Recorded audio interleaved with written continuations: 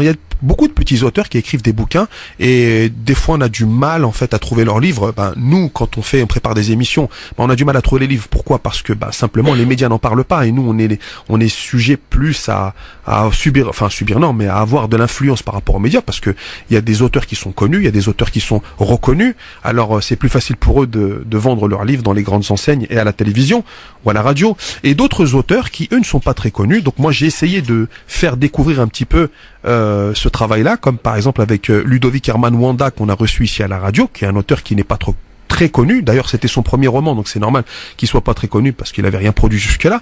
Mais maintenant qu'il a fait un livre, je lui tire encore une fois de plus mon chapeau.